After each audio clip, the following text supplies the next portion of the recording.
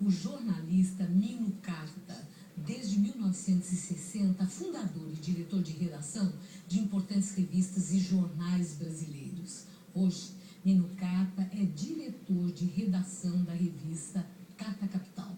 Muito obrigada, Nino, por estar conosco. Eu estou aqui com o seu livro, que foi lançado aqui em São Paulo no fim de fevereiro, né? E um livro pela editora Record. Eu passei esse fim de semana e eu li muito atentamente, a gente ia conversar e eu quero dizer a você quanto foi interessante, nesse período recente da história do Brasil, descobrir tantas passagens.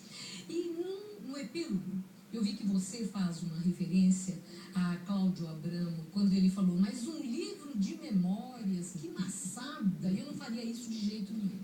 Por que você escreveu O Brasil? Um livro autobiográfico, praticamente. Bom, eu acho que quem escreve sempre escreve a si próprio. Então, não fugir a essa regra. Mas, livro de memórias, eu concordo plenamente com o Cláudio. Tanto ele quanto eu não nos consideramos importantes demais para escrever um livro de memórias. É isso. E, portanto, não é um livro de memórias. É um livro no qual entram também passagens que são da memória. Inclusive, na parte ficcional, tem memória, né?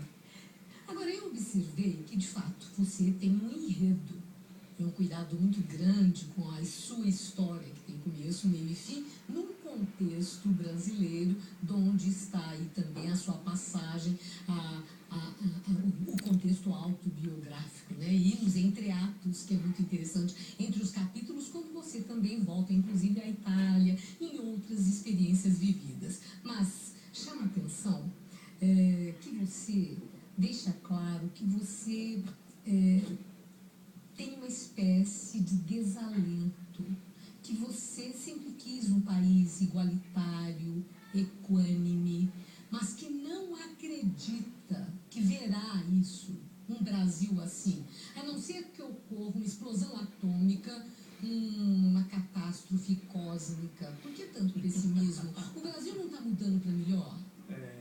Eu acho que o Brasil deu alguns passos à frente importantes.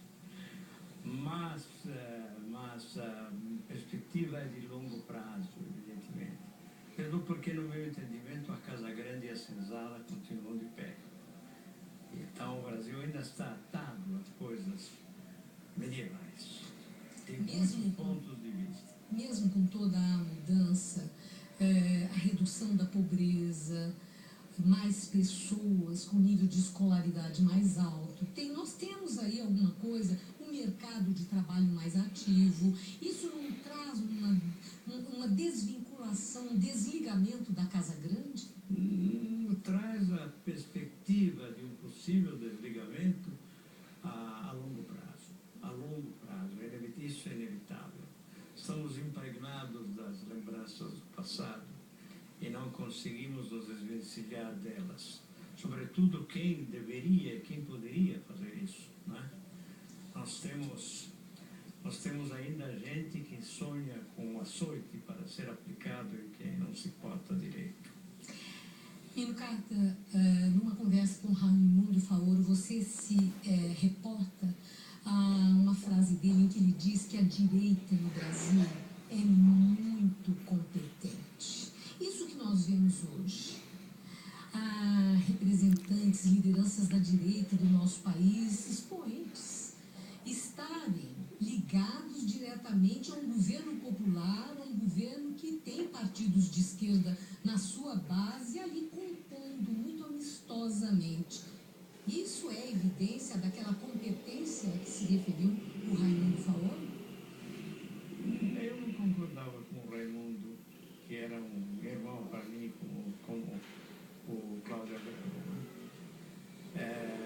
Não concordava porque acho que ela é competente exatamente porque a Casa Grande tem a competência do açoite, a disposição sempre, né?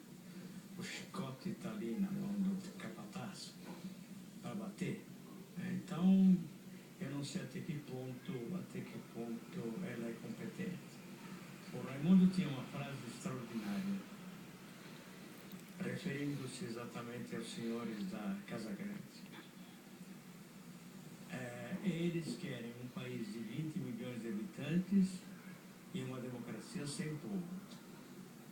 Eu acho que essa frase é impecável e até hoje funciona. E a nossa mídia sempre esteve a serviço da Casa Grande.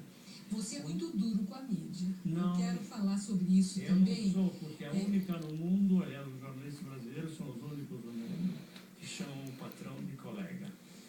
Isso, para mim, é definitivo como símbolo dessa sujeição grotesca aos mandamentos da Casa Grande. Mas quando o senhor, aliás, Nino, quando você fala sobre os jornalistas brasileiros, o senhor fala na qualificação, você fala na qualificação profissional baixa.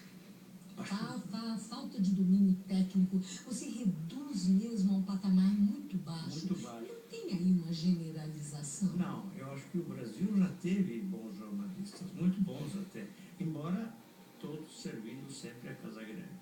Mas ótimos jornalistas, por exemplo, o Cláudio Abramo, nem se fala. Mas digamos, o Brasil já contou com repórteres que se chamavam Joel Silveira e... Isso não é saudosismo? Não, absolutamente. Essa gente sabia escrever em português. A lida com o vernáculo hoje, por parte do jornalismo brasileiro, é algo doloroso. Faz mal ao coração. Sem falar do fígado. E sem falar da zona miasmática, situada exatamente entre o fígado e a alma. Ali sopra uma ventania maligna. Terrível, terrível. A ignorância, a falta de competência, a grosseria e a arrogância dos jornalistas brasileiros é imbatível. Imbatível. É mundialmente imbatível. Não existe nada igual. Estou começando a ficar triste, Nino, mas antes que eu não me deprima, não acredite em mim. Não, discordar não quer dizer não acreditar, né? Não quer dizer. Mas eu queria Você vai dizer que os jornais brasileiros são bem escritos. Você vai dizer que as colunas de Merval Pereira iluminam as nossas cabeças.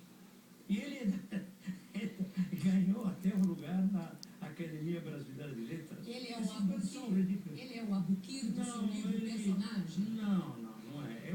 O personagem acaba na Academia Brasileira de Letras. Sim. Porque basta ter uma coluna no Globo para ter chances para tanto, né? A última pergunta, rapidamente, sobre o presidente Lula. Sim.